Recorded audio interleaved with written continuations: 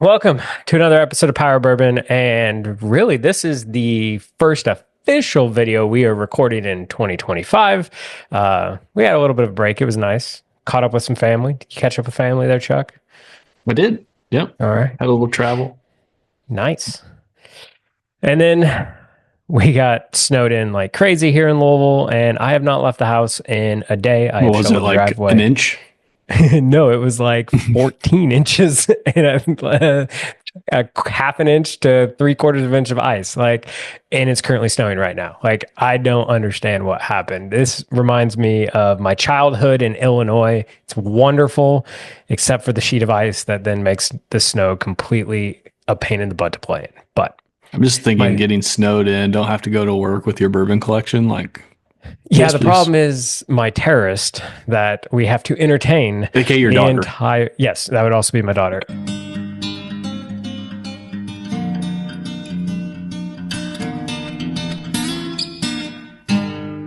So now, finally going to drink some bourbon. It's actually the first bourbon of the year I have drank. I participated in a dry week, which was wonderful and impressive. Again, being snowed in and stuck with my daughter.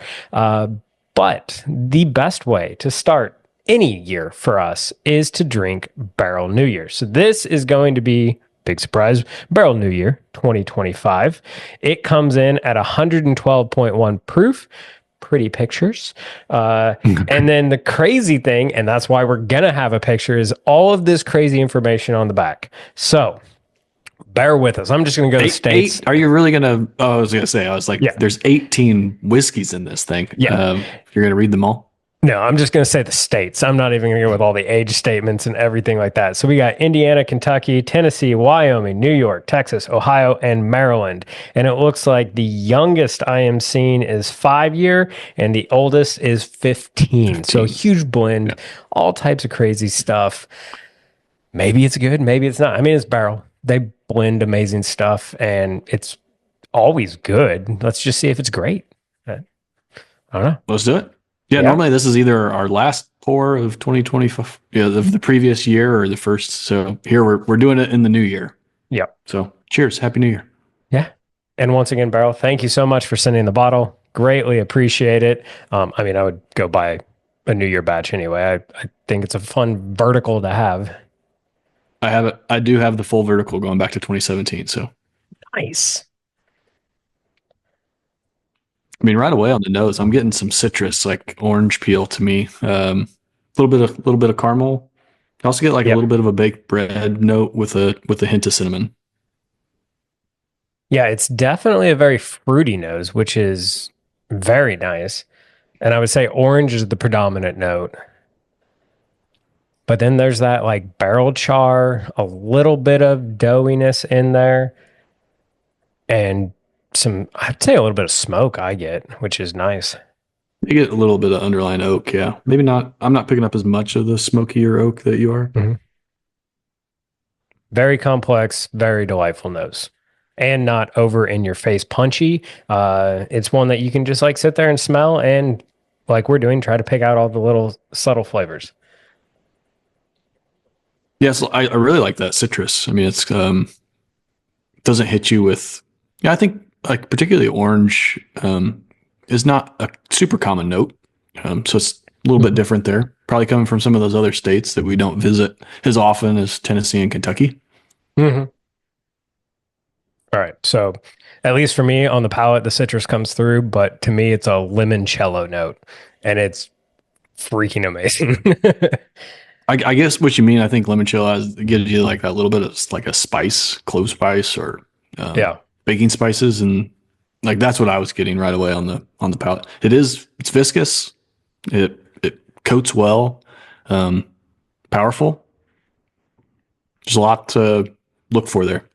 Yeah. And it's another one, while it's viscous and it's covering your mouth and everything like that, there's a cream soda note in there too. It's got that creamy, almost like fizzy cream soda note, like a true A&W cream soda. That's so good. Yeah.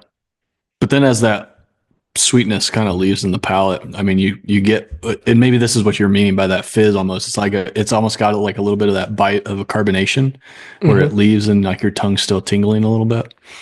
Um, then the finish baking spices, still some of that citrus to me. I mean, that's Yeah. really, yeah. Yeah. And then you get the oak and you get some char, but it's not overpowering at all. I would say the citrus and the baking spices are the predominant note. Maybe some clove or garlic towards the end. I mean, I mean, it's just a delightful pour. yeah. Well, and I think we don't give them credit enough for this. It's a very unique pour too, because of all the blends that they're bringing in and everything like that. I think you're getting some of the best qualities of each, and you're not going to taste anything else like this in a traditional just one distiller bourbon. This you have to have a blend to have this complexity of flavors. Yeah, it's definitely, different. It's not your classic Kentucky bourbon, Hmm. which is nice. They give you something else, right? I was trying to pick out for me my favorite part of the pour, whether it was the nose, palate, finish. And initially, I'm loving the nose, and then I'm like, oh, maybe the finish is the best part because it's lasting to me. That flavor is still sit there on your tongue. Hmm. It lingers. The proof is there, but it doesn't punch you in the face too much. And then you go back to the palate. The palate's just robust, and it just kind of flows right from the from the start to the finish. Um, Yeah. so I think that's just a really good sign of a good whiskey, right? Like you can't pick out a significant weak point where it's like, oh, the palate left us. It Yeah. didn't. Like, is this going to win best bourbon of the year? No, but dang, this is solid. I mean, right now, it's in the running. It's the It's in the best I've running. had. That's it. uh, but yeah, yeah. No, from start to finish, it's amazing. For me, it's an easy pick out. I love the palate. Just when you take a sip, you get that sweet. I'm just going to stick with it. Limoncello note. I've been drinking some limoncello LaCroix, and they're amazing. And It is a good like flavor. it reminds me of that a whole bunch, and then getting some of that cream soda notes, which I am a huge like cream soda fan. I can have all this bourbon in the house and not drink it, but if you put cream soda in this house, it's going to be gone in like 30 minutes. Uh, so yeah, this from start to finish, amazing pour. To me, it's definitely a pickup if you can find it, which you should be able to. It should be on the shelves and everything like that. Just because it's something unique. It's a fun vertical to collect that should be easy to collect if you want. It always shows you all the different places that Barrell is getting product from and everything like that.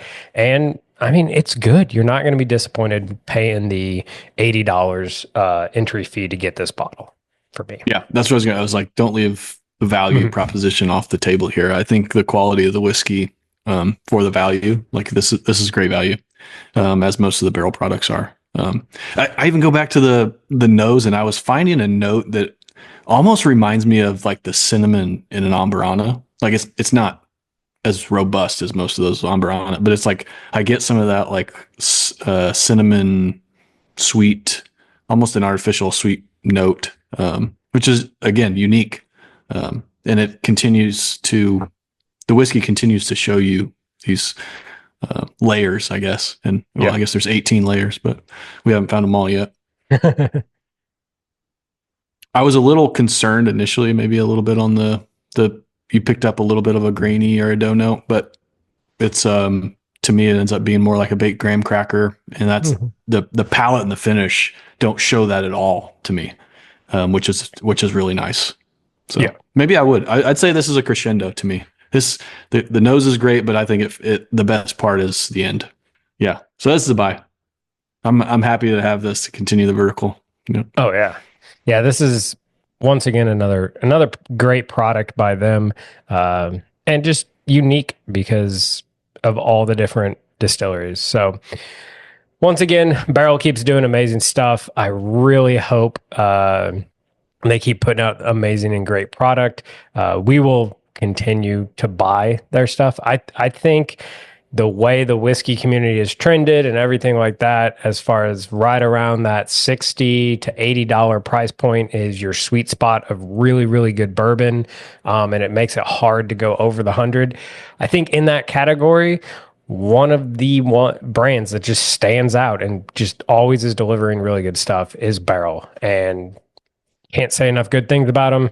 Always excited to try their new products. And yeah. I just have one question for them if they're going to watch this. Where the heck is Batch 37? Yeah.